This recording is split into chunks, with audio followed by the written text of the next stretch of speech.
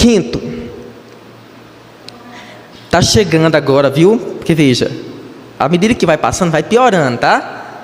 Está chegando agora a parte mais densa da vida cristã. Lembra que eu falei que são as marcas de um verdadeiro convertido? Muitos de nós, principalmente agora, né, nessa sociedade moderna, o cristianismo está muito diluído. Leonardo Ravenhill dizia que o mundo hoje quer uma nova definição do cristianismo, mas o que nós precisamos é de uma antiga demonstração de cristianismo, e não de uma nova definição. Como diz, né, agora o herege Ed Renekiewicz, né, que a Bíblia precisa ser atualizada, que coisas que antes eram consideradas pecado pela Bíblia, agora tem que se adequar à sociedade moderna. Conversa! A Bíblia é sempre a mesma e deve ser proclamada assim. Então veja, agora chega a parte mais densa, a parte mais grossa da vida cristã, o que atravessa as quatro paredes. Há um desejo de testemunhar. Olha comigo aí o verso 20. A partir do momento que Saulo ele tem a visão de Cristo, que Ananias vai até ele, que ele se batiza, ele logo prega. Olha o verso 20. E logo nas sinagogas proclamava Jesus, afirmando que ele é o Filho de Deus. Todos os que ouviam Saulo estavam atônitos e diziam: não é este o que exterminava em Jerusalém os que invocam o nome de Jesus? E veio para cá precisamente para prender e levá-los aos principais sacerdotes?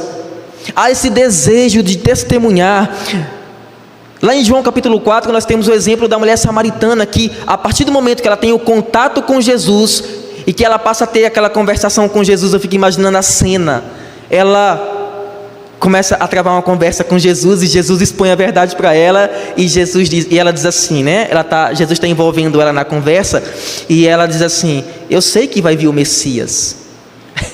É curioso porque Jesus vai envolvendo ela na conversa de tal forma que ela começa já a pensar no Messias, e ela diz: eu sei que virá o Messias, e quando ele vier, vai nos revelar toda a verdade. E Jesus olha para ela assim: eu sou o Messias, eu que falo contigo. Irmãos, imagina essa cena. E o que ela faz depois disso?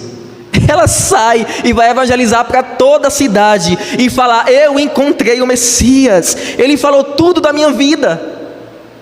Há esse desejo de testemunhar. Você pega, por exemplo, o endemoniado gadareno. Jesus cura aquele homem e a partir dali ele vai para Decápolis, 10 cidades, ele vai evangelizar. Eles não conseguiam se conter em face do que Jesus fazia com eles, por mais que o Senhor pedisse: fica calado, não fala nada. Eles saíam e evangelizavam, eles não conseguiam se conter. Mas nós hoje não falamos. Ontem nós realizamos um evangelismo no 25, eu e um outro jovem da igreja. E a gente ia evangelizando, né? E as pessoas geralmente fecham a porta, entram para dentro de casa, enfim, não querem saber, né? E para mim o melhor método não é de porta em porta, até porque o pessoal já tem uma certa recusa, né? Testemunho de Jeová vai de porta em porta, a Universal vai com aqueles jornaizinhos de porta em porta. Então eles já têm certa recusa de receber. Então eu geralmente coloco uma caixa, né, de som, um microfone, e saio falando na rua mesmo. Quem quer e quem não quer ouve a mensagem. Mas de vez em quando, irmãos, é curioso que parece que você é assaltado com algumas dúvidas colocadas por Satanás na sua mente. O que você está fazendo aqui? Isso é vergonhoso para você. E de vez em quando a gente passava em frente a alguns lugares mais movimentados, né? As pessoas olhavam assim e a gente era assaltado com isso. Como se nós quiséssemos nos envergonhar disso. Então você tem que se concentrar no Senhor e avançar acima da sua própria vontade.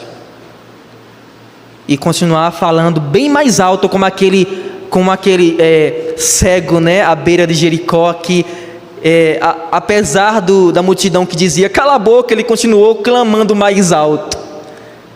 Então nós continuamos evangelizando, apesar daquele sentimento que vinha às vezes no nosso coração. E eu sei que muitos de nós hoje, que temos uma doutrina alinhada, nós sabemos a verdade, nós sabemos porque é que Cristo veio, justificação, regeneração, a ira de Deus, o livramento da ira de Deus no inferno, a gente sabe de tudo isso, e reter isso é pecado. Que Deus nos ajude, e a essa igreja, irmãos, para sairmos lá fora e proclamar a verdade de Cristo. Saulo, ele passa a testemunhar e afirmar que Jesus Cristo é o Filho de Deus. Aquele mesmo homem que ia persegui-lo, agora proclama essa verdade. Mas ele não apenas proclama, ele também demonstra que Jesus é o Filho de Deus. Então há esse desejo de testemunhar.